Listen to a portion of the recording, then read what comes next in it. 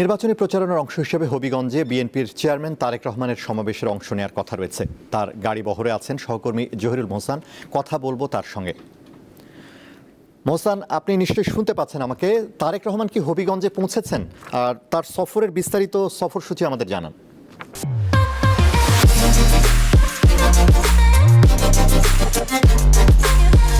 আরও নির্বাচন কমিশনের নির্দেশনা অনুযায়ী আজ থেকে কিন্তু নির্বাচনের প্রচারণা শুরু করেছে রাজনৈতিক দলগুলো। তারই অংশ হিসাবে সিলেটে এসেছেন বিএনপির চেয়ারম্যান তারেক রহমান। তার আশাকে কেন্দ্র করে যে সমাবেশ হয়েছে, বেশ কয়েকটি জায়গায় তিনি সমাবেশ করেছেন এরই মধ্যে, এবং তার এই সমাবেশকে কেন্দ্র করে পুরো সিলেট, হবিগঞ্জ, মৌলভীবাজার অঞ্চলে কিন্তু নির্বাচনের হাওয়া বইতে শুরু করেছে। এবং আজকে দীপ্ত টিভির যে আয়োজন নির্বাচন পথে পথে, সেটির মাধ্যমে কিন্তু আমরা আসলে দর্শকদেরকে এই তথ্য জানাচ্ছিলাম। আমি এখন রয়েছি হবিগঞ্জে। এই হবিগঞ্জে কিন্তু অনেক ভোটার রয়েছেন, এবং যারা আসলে আগামী যে নির্বাচন রয়েছে সেই নির্বাচনে কেমন প্রার্থী চান, কেমন তারা তাদের যেই জননেতা কাকে নির্বাচন করতে চান, আমরা কথা বলছিলাম তাদের সঙ্গে। তারা বলছিলেন যে তারা আসলে এমন প্রার্থী এবং এমন কাউকে নির্বাচিত করতে চান যারা তাদের পক্ষে কথা বলবেন, তাদের স্বার্থ রক্ষায় কথা বলবেন। আমি একজন ভোটারের সাথে কথা বলছি।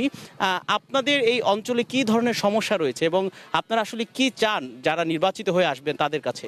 তাদের কাছে আমাদের ওইটি প্রত্যাশা, তারা যেন আমাদের যে গ্রামের যে খাদ্য খাওয়া মানুষ আছে, প্রত্যেকটা জিনিসের দাম ঊর্ধ্বগতি, এগুলার একটু কন্ট্রোল আনতা, স্বাস্থ্য খাতে এটার দিকে তারা একটু লক্ষ্য রাখতা। যারা আমরা গরিব মানুষ আছি তারা তো সাহায্য বাড়া জায়গা এখন ডাক্তারের কাছে আমরা যাইতে হইলে আমরা চাই ওনার কাছে আমরাও একটা সুযোগ সুবিধা দেখে উন্নয়ন কর্তা, একটা হসপিটাল দিতা, আর আমরা রাস্তাঘাট এই প্রত্যাশী আমরা এই সরকারের কাছে যে ওই যাই নিয়ে।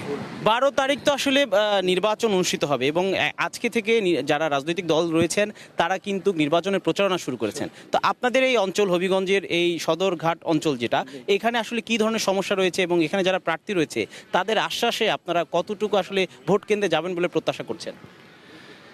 যে আমরা উপস্থিত সময়তেও আসলে আলহামদুলিল্লাহ সবার কাছ থেকে ভালো আশ্বাস পাই, আর ভালো আশ্বাস পাই আজকে প্রায় এত বছর ধরে। আমার বয়স 40 বছর, এর মধ্যে আমি 18 বছর প্লাস হলে তো ভোটের একটা আমার দায়বদ্ধতা হয়।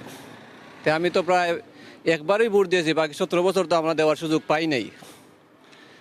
তো সবাই যখন আমাদের আশ্বাস দেয় আমরা এখানে যদি পাস করি বা উন্নয়নের অবশ্যই একটা অবকাঠামো দেখে যায় আমাদেরকে, কিন্তু তৎক্ষণিক বাস্তবতায় তার সাথে তফাৎ, বহুত তফাৎ।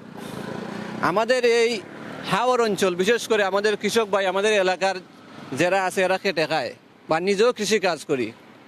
তো তখন আমাদের কৃষিকাজ করতে গিয়ে এক বিঘা জমি তৈরি করতে বা যা খরচ হয়, ধরুন আমাদের 1 বিঘা জমিতে আমরা 15 মণ ধান পাই। 15 মণ ধানের ক্ষেত্রে আমরা এইটার তলে ব্যয় করি আমার দিতে হয় 5 থেকে 7 হাজার টাকা। 5 থেকে 7 হাজার টাকা যে আমাদের ব্যয় হয়, এই সময় যদি আমাদের দুঃখ সুখ আমাদের প্রতিনিধিরা বুঝে না, তাহলে তখন যখন আমাদের কাছে এরা আসে এই অনুভূতিটা নিয়ে, তখন সেই দুঃখটা আমরা কার কাছে বলবো? তখন আমরা কার কাছে বিশ্বাস হয়ে আমরা আমাদের আমানতটা দিব? আর আমানত এমন এক জিনিস, এই দায়বদ্ধতা, আপনি যে আমানতটা দিলেন বা আপনাদের কথা দিলেন, আমানতের একটা মর্যাদা আছে। সেই মর্যাদার যেমন আমি ভোট দেওয়ার পরে যদি আমার এই আমানতটা সঠিকভাবে কাজে লাগায়, তাহলে দুনিয়া ও আখেরাতেও এটার হিসাবটা উনি ভালো হবে। আর যদি দুনিয়া ও আখেরাতে এটার আমানতটা ভালো লাগে না, তা আখেরাতের চিন্তা করলে উনি একবারে শুধুই একবারে নিষ্পাপ হতে পারবে না। আপনাদের এখানে যারা প্রার্থী রয়েছেন তারা কি যে আপনাদের সমস্যার কথাগুলো শুনেছেন এবং তারা আসলে কি আশ্বাস দিয়েছে? বিশেষ করে আমাদের তো মাঠে ছিলেন, বর্তমানে আমরা যাকে পেয়েছি, আমরা দাঁড়িপাল্লার প্রার্থী ছিলেন ভাই শাহজাহান ভাই। তো এটা আল্লাহরই হুকুম। যাই হোক, এটা 10 দলীয় জোর থেকে আমরা ওনাকে এখন পাই নাই। আমাদের প্রার্থী মুফতি মাওলানা সিরাজুল ইসলাম রিক্সা প্রতীক নিয়ে। তো আমরা ওনার সাথে আমার ফেস টু ফেস বা আমাদের বহুত কর্মীর আমার মনে হয় না ওনার সাথে কোনো যোগ সাক্ষাৎ হয়েছে কিনা। তাহলে আমরাও ওনার কাছে এটাই চাইবো, ইসলামিক হিসেবে বাদের দেশের শাসক নায়ন তো যেরকম চলে, মানে আমাদের প্রতিটি শ্রেণীর মধ্যে যে ইসলামের একটা আকিদা আছে, সেই আকিদা দিয়ে যাতে আমরা চলতাম পারি।